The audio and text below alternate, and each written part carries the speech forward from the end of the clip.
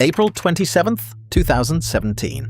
A gritty basement gym in Chengdu is packed with spectators as a self-proclaimed Tai Chi master raises his hands and strikes a classical white crane spreading wings pose.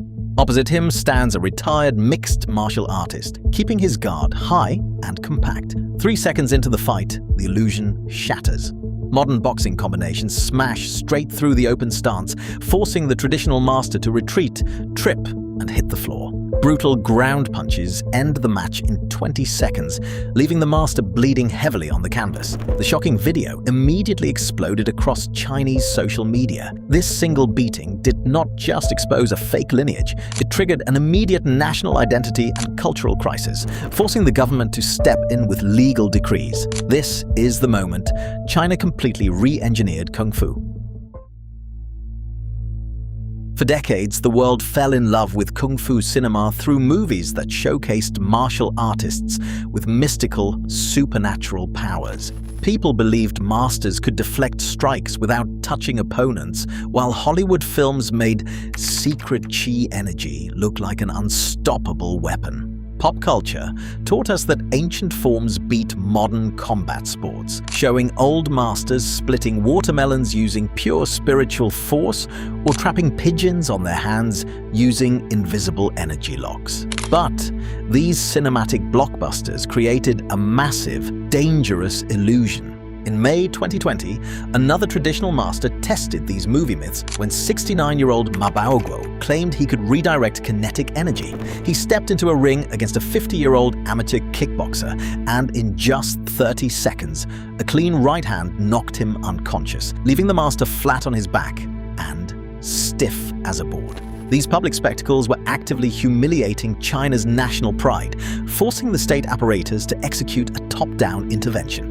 In July 2020, the Chinese Wushu Association dropped a massive hammer by issuing strict regulatory decrees to end Kung Fu fakery forever. The new laws passed sweeping bans on self-proclaimed titles, legally forbidding practitioners from calling themselves masters or legacy inheritors, ensuring no one can invent a style just to bypass standard athletic testing. But the state also targeted the man who exposed the lies, and Xiaodong faced severe administrative and legal retaliation for his campaign. Courts hit the fighter with a massive $60,000 defamation fine, and when he resisted, officials downgraded his social credit score to the bottom, legally barring him from buying high-speed rail tickets or flights.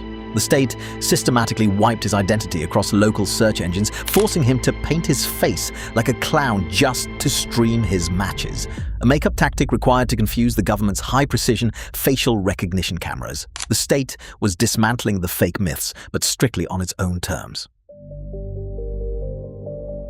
The failure of traditional Kung Fu inside the Octagon is a matter of pure physics, as the defensive structures of ancient styles completely break down under real mechanical stress. Look at the classical horse stance, known as Ma Bu.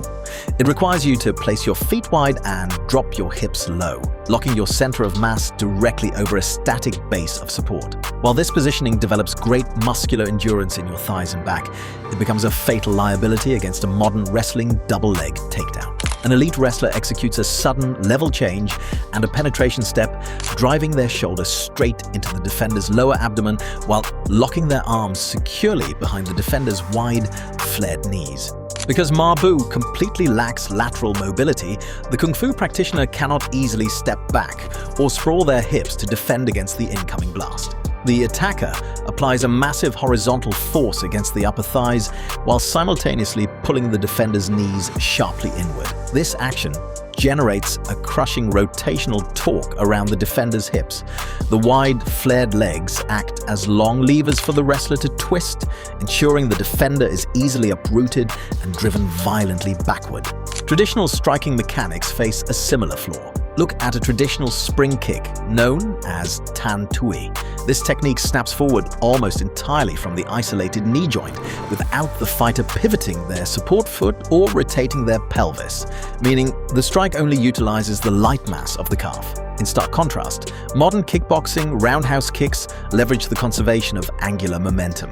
The entire body rotates around a single pivot axis of the foot, creating a structural chain that maximizes both effective mass and rotational velocity. Traditional snap kicks completely lack this kinetic power, leaving them weak, inefficient, and easily caught by an experienced modern fighter. Ultimately, the most critical point of failure comes down to a massive training method gap. Traditional Kung Fu relies heavily on solo forms known as Taolu, or features cooperative partner drills, where the opponent actively choreographs their movement and lets you win. In this gentle, controlled environment, the central nervous system is never truly tested. It remains entirely blind to the chaotic, uncooperative feedback loops of live combat. Without real, high-intensity resistance training against a live opponent, survival inside the modern Octagon is physically impossible. To fix this failure, the state had to engineer a brand new combat platform. This system was not born naturally in regional villages or hidden mountain temples. It was systematically assembled inside state-run military research laboratories. The historical roots of this project trace back to the Whampoa Military Academy, where the military wanted a simple, close-quarters combat curriculum for its officers. Later, the People's Liberation Army launched a massive hand-to-hand research program, bringing traditional masters, combat specialists, and medical doctors together to evaluate ancient fighting styles under strict scientific laboratory conditions. Scientists stripped away all historical theater, aesthetic poses, and metaphysical theories, keeping only what was clinically proven to incapacitate an enemy quickly. In 1979, the government adapted this lethal military system into a sport, naming this optimized hybrid combat superweapon Wushu Sanda. Pioneers built the new style around 4 fundamental physical actions. The first pillar is Da, which means upper body striking. It discards mystical open hand slaps for standard Western boxing punches, where fighters maintain a tight, closed fist high guard for maximum defensive safety. The second pillar is Teak, which covers lower body striking, utilizing high-velocity roundhouses, spinning back kicks, and sharp side thrusts with snappy, chambered mechanics that are hard to telegraph. The third pillar is Shuai, focusing on explosive throws and takedowns, while the final pillar is Chin Na, which includes chokes and joint locks. While Chin Na is highly weaponized for elite military battlefield survival, it is strictly banned in civilian sport Sanda for athlete safety. Sanda's true grappling superpower comes from an ancient wrestling style, integrating Shuai Jiao, China's 4,000-year-old jacket wrestling system. Modern Beijing-style Shuai Jiao focuses entirely on high-leverage standing throws, completely bypassing ground fighting to emphasize rapid foot sweeps and trips. In Sanda, this manifests as lightning-fast catch-and-throw defensive counters. When an opponent launches a high-velocity kick, the Sanda fighter catches it and instantly trips the opponent's supporting leg, driving them into the canvas. The fighter stays perfectly upright and balanced while the opponent crashes down, creating the ultimate mechanical fusion of ancient wrestling and modern kickboxing. To supply this modern combat pipeline, China bypassed small-town gyms and built sprawling, industrial-scale athlete factories in Henan province. The center of this operation is located in Dengfeng City, sitting right at the foot of the historic Shaolin Temple. However, these modern institutions are not quiet, peaceful monasteries. They are massive, highly commercialized human training assembly lines. The largest academy is the Shaolin Temple Tagou Martial Arts School, housing, feeding, and training over 35,000 students simultaneously. The Ministry of Education approves and manages the entire campus layout, where the daily routine centers on a severe concept called eating bitter, which means enduring extreme physical pain and intense mental discipline. Children as young as 9 train 6 days every single week, logging over 6 hours of brutal physical training every day. The morning begins at exactly 6 a.m. with intense core conditioning, and students practice deep diaphragmatic meditation to build extreme focus. Next comes a high-carbohydrate communal breakfast of eggs and vegetables, and by 8:30, they are executing basic stances and dynamic stretches. The afternoon features full-contact Sanda sparring and heavy power conditioning, while evenings are reserved for mandatory Mandarin literacy classes and calligraphy. The logistical management of this massive student body requires strict synchronization, and thousands of students frequently perform complex combat maneuvers in perfect unison. This spectacular mass synchronization is not just for theatrical display. It systematically instills collective spatial awareness and absolute discipline. The top-tier prospects are carefully selected for elite provincial teams, feeding an automated factory pipeline that drives directly into professional mixed martial arts. To prove the success of this system, we must look to the global stage, where the automated factory pipeline has successfully scaled into the elite Ultimate Fighting Championship. These modern Chinese champions are built entirely on a solid foundation of state-standardized Sanda.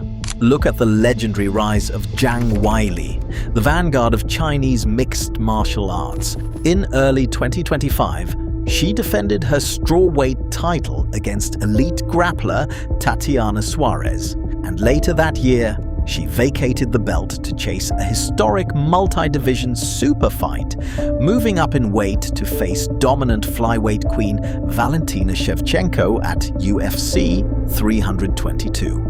Though she lost a tough decision, her high-leverage execution proved she belongs at the very top.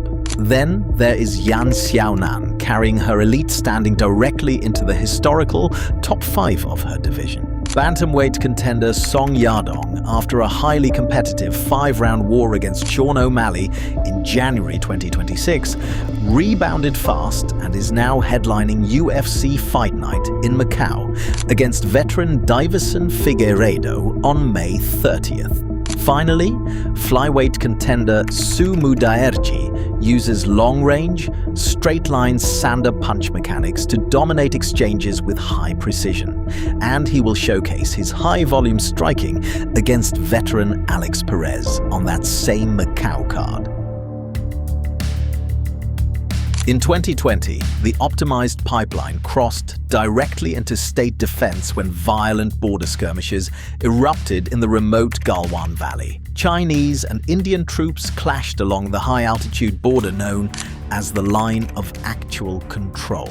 Because strict international military agreements completely bar the use of firearms, this restriction forced all border encounters into primitive hand-to-hand combat, leaving standard infantry troops suffering from severe altitude sickness and exhaustion.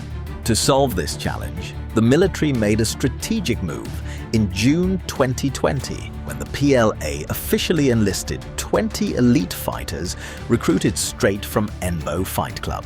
The military formed a specialized close-quarters, hand-to-hand combat unit, officially naming this group the Plateau Resistance Tibetan Mastiffs. Stationed in Lhasa, Tibet, these fighters train frontline border infantry to teach elite troops how to maximize structural leverage.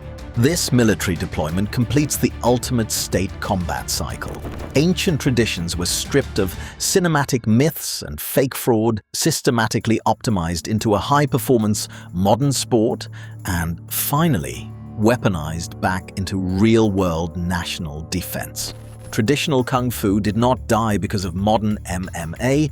It was systematically disassembled, analyzed, and completely rebuilt by the state. The era of the mystical, supernatural master is officially dead, and the era of clinical, data-dense combat engineering has arrived.